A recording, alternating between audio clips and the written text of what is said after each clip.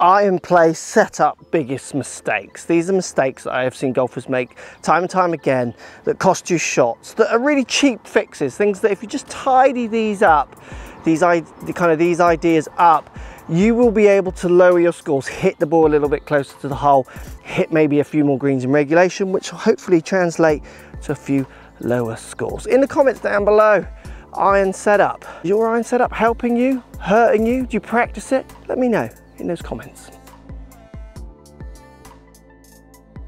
So let's start with grip. How should you hold the club? Now, when it comes to holding the club, you've got to remember with your irons, you're going to have a real diverse set of skills. So I've got a medium iron here, 7-iron, but I mean, my 7-iron's quite strong lofted. So I need to be able to hold the club in a way that allows me to deliver, say, my 6-iron, which is my strongest lofted iron, as well as my pitching wedge, which has, you know, a noticeably different amount of lofts on it. Now, the biggest problem I find with amateur golfers when it comes to holding the club is that they will hold the club in a way that does a certain skill for them, you know, to a decent extent. Like it does one side of the skill set well. So what I mean by that, they've got kind of big twists in their grip that create big twists in the face and then maybe de-lofts, and in the other way it can add loft, and those kind of ideas affect strike by putting loads of loft on.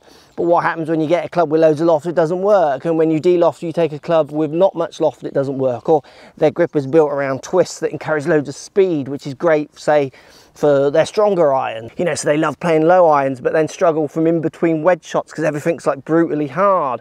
The biggest thing I would advise golfers to do is make sure your grip allows you to have balance through the different lofts of your clubs. Iron play is such a generic term because, you know, you're hitting massive degrees of range of lofts from very different lies, as we're going to go on to. So in much more mixed situations, from ball in hand on tee to out of divots, from good lies, from bare lies, from rough, trying to hit them low, trying to hit them high. You need to have a hold, something relatively neutral for your matchups in your swing that allows you to perform in different situations. So this one being the most basic, a nice even lie fairway shot. I need to have a grip that allows me to take this shot on and achieve some of my goals. But then I don't want to go and have a wedge or a 3/4 shot in and feel like I'm really panicking because my grip is built around like brutality. The more rounded and even your hold is for your matchups of your swing, so generally the more neutral your hold is, what I find for amateur golfers is they have a much broader range of play, meaning they can play half decent even when they're not playing so well. Let's talk posture and ball position. So ball position, where I put this ball in relationship to my body, my feet, forwards, back, middle, those kind of ideas. And posture, like how should you stand with your body? Should you be leaning over? Should you be upright, rounded, straight back? Let's start with posture. General rules of posture for you, and it's general because we're all very different shapes and sizes, so it will alter for different golfers. We want a little bit of leaning forward from the waist, so get that pelvis just pointing down towards the ground slightly, fraction bit of knee flex in there, and then we want a relatively neutral spine. So we don't want too much curvature, and we certainly don't want too much overextending and stretching that spine out, which is one of the most common problems actually I see, and it reflects one of the bigger issues I see with iron setups, which we'll come to as we go into the different situations. Almost over posturing, almost over-coached ideas within their posture, because when it comes to how you should stand with your body, again, it needs to be functional. So what I mean by that is my posture needs to set me up in a way where I can rotate my body, maybe rotate it at different speeds, maybe have different interactions with the ground, so the taller I stand might have slightly different interactions to if I get, say, my hands really low. And I'll even play within my postures in different situations, again, as we'll come to, but I have a stock standard, shoulders just forward of toes, arms, hands hanging down, club into those hands, and then a relatively neutral spine with a little bit of knee flex and pelvis lean forward. Biggest mistakes I see, if it's not the big curved back, which creates kind of lifts, definitely it's the over postured backswing, really tensing and straightening up, which just creates such limited movements, often resulting in poor strikes. So what about ball position? Where should that ball go in relationship to your feet? So whereas much I'm going to want you in this video to think about having a playing field, a range of ball positions. So my 7-iron here, I can play it from near my back foot, I can play it from my front foot, I can play it from the middle and anywhere in between, subject to lies and shapes and heights, those kind of things that I'm trying to do. I will have a stock standard ball position, which creates my stock ball in hand shot. So what I mean ball in hand, like if I'm on a tee and I've got control of everything, is I will get that ball, say, an inch forward of centre. It's just slightly forward of centre for me with a 7-iron. So it's just literally on the left side of my buttons here of my shirt. That's my stock ball position setting. Now you're going to have your own ball position subject to what numbers you deliver. My ball position is set around me delivering a relatively neutral path. Now, if I was someone who faded the ball and wanted to start the ball up the left, you might see people edging that ball slightly further forward.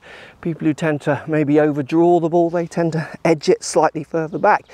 If it's functional, that's absolutely fine. That's why I'm keen on a playing field. What you do need is a stock ball position that you practice that creates the most repetitive style of shots. So where you know if I put the ball there, I'm going to get X shot. But also what we need, and hopefully the biggest premise you'll get from this video, is I need you to think dynamically as well. So not only do you have your set run to go to shot, you've got to be able to be prepared to move that around, because we're going to get in different situations as we get around on the golf course. I did a driver setup basics as well, which people seem to enjoy. I'll put a link to it maybe up here, but obviously that's ball in hand. It's pretty much the same most times, because you've got the ball on the tee, you've got a clean ball, it's a flat lie. It's a much more regimented kind of feel to the setup. The iron does require for you to be more dynamic. So let's push the idea of being dynamic with your setup on. This is a nice fairway even lie.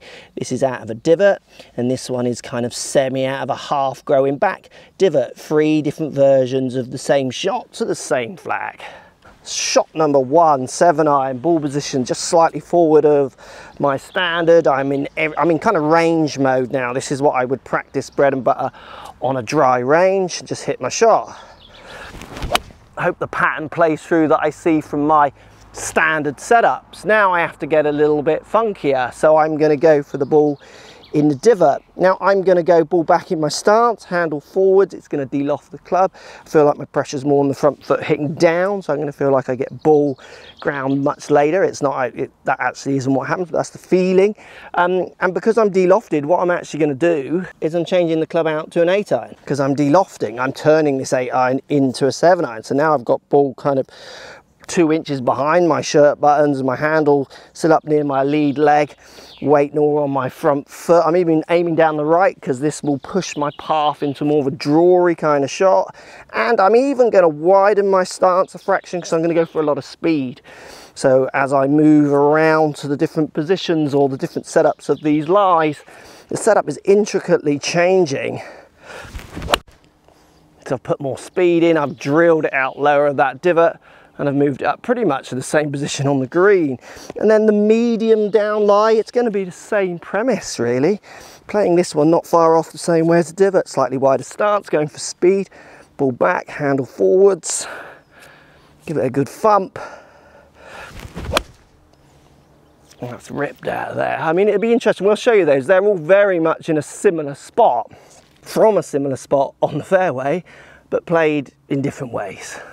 Absolutely moving myself dynamically around to make sure I get the most out of the iron I'm playing and the situation. Again, back to the first point, that's really hard if you've got massive twists in your grip, because 2 of those aren't going to fit you subject to what twists and turns you've got in your grip at the beginning. So 3 different lies, 2 different lofts, different setups, and 3 very even results. Some variancing a little closer, but all within a decent region of the hole. Let's just think about width for stance a fraction more as well here. So I'm 144 yards out, and I'm going to hit an easy 9, so a soft 9-iron in there. So I'm going to use my standard ball position, just slightly forward of centre. That is in the nice balance of where I want to deliver the club. I'm going to take a bit of speed off it by feeling like I'm swinging a fraction slower, and I might even come down the handle of the grip a little bit just to feel like I'm taking a fraction off the club to try and hit the distance. Now the other thing I'm going to do with an easier iron shot is I'm going to stand a little bit narrower. So I'm basically standing, say, X wide, compared to if I was going to hit this 9 hard, I'd be an inch or 2 wider. So I'd feel more like this foot is outside of my hip, creating resistance to turn. The softer shot I've got almost with the kind of middle of my feet just on the outside of my hip, because I'm going to feel like I make a smaller, slower swing. So having that slightly narrower stance encourages me to do that. It's quirks to my setup that allow me to feel the distance. Being able to feel the distance is a great skill for you, being able to try and hit the ball closer to the hole or even hit a few more greens in regulations. The biggest problem I see from amateurs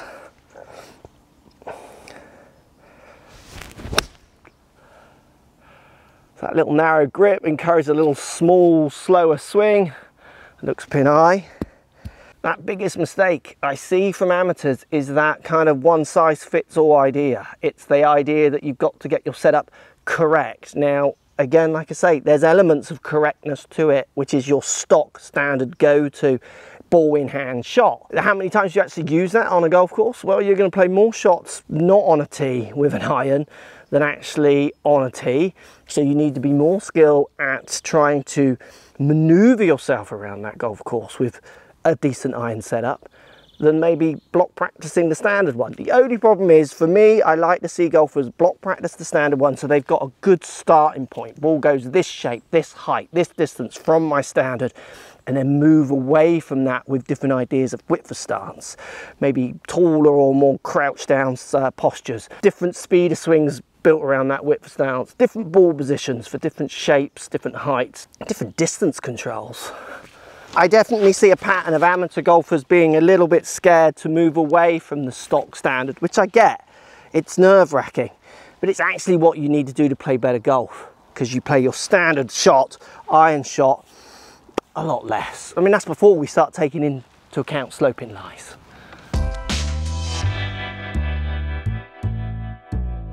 So let's play with some ideas of how you could try and self-fix and play next time you're out at the range or the course.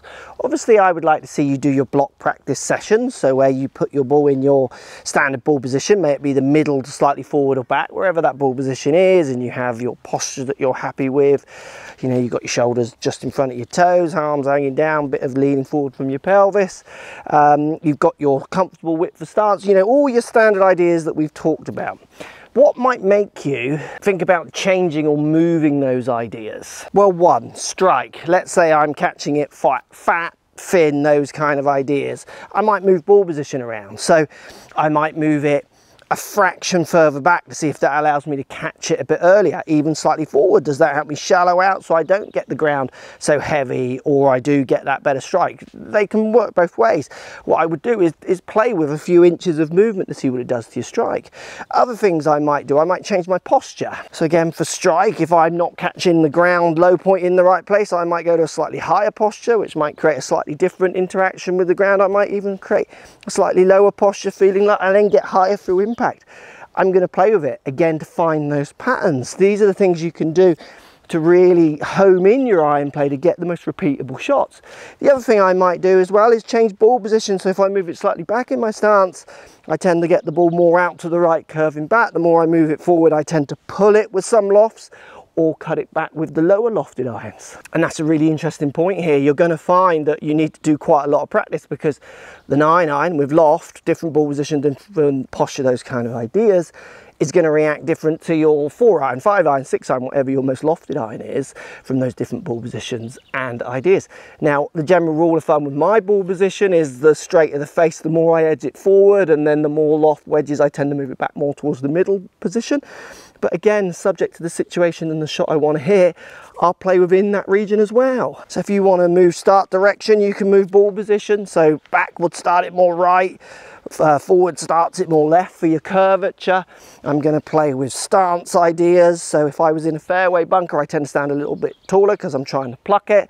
Where if I was hitting it like big hook round a tree, I'm going to get lower hands lower because I'm trying to get the face really turning. The dynamicness that you can get in your shots is so important. Work from your standard position. So for me, 9-iron pretty much middle, and my starts the slightly further forward, not as far forward as say my 6-iron. I'm going to hit a shot. Hit that quite nice. It's a pretty neutral flight going just left of the flag. So let's say I want to start the ball more out to the right on the next shot. Well, what I'm going to do on the next one, and I just want to push the ball a bit further up the green with the same club. I've now moved the ball slightly further back in my stance, 2 inches further back. I'm aimed fraction more up the right, same ideas. Ball starts out to the right, it's starting to draw back. Should carry the bunker because it's less loft. And it has.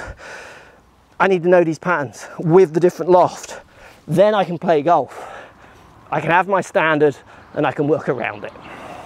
Right, bonus tip for you all here before we finalise is when the ball is in hand, so on a tee, do tee it up. Now I don't mind if that means knocking a bit of grass up or actually using a tee. I've got some interesting data with ball in hand compared to fairway, and it's only one variable is the tee because there's others I know. But having that ball teed up, moving it more towards the middle of the club, so it's not making you have to not hit the bottom of the club, if you like, which is what happens when the ball's on the ground. You've got to do things to make sure you do get it up to around the 4th groove on your irons.